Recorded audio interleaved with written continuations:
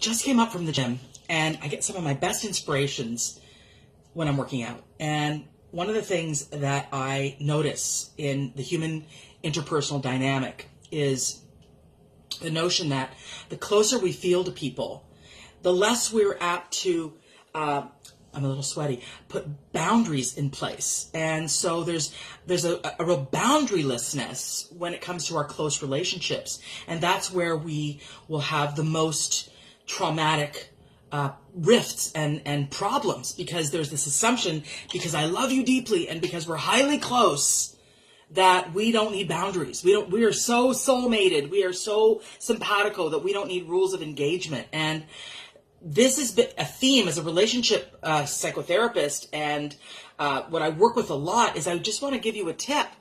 The closer you are to people, the more the rules of engagement are necessary, because familiarity breeds contempt. It's an old adage, and it's true. The more comfortable we feel with people, the more family-like we feel with people, the more relaxed we feel with people, the more we're going to just possibly say things in an uncareful way, behave in a way that is less than kind.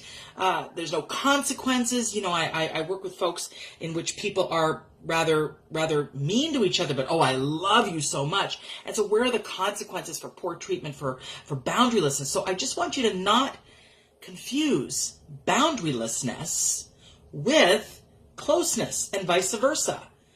Closeness is even more important an atmosphere that requires rules of engagement, boundaries, ways of communicating that are, careful and caring for the relationship. And if you make a mistake and you F it up, fix it quickly. That's a John Gottmanism. John Gottman, who's the father of couples therapy, says, close, intimate relationships have a real risk of people making mistakes, being too relaxed with each other, and then you got to fix it quickly. I hope this helps. I just want you to know that I'm here to give you tips and to feel my passion for healthy, functional relationships. Have a great day. And work out. It's awesome.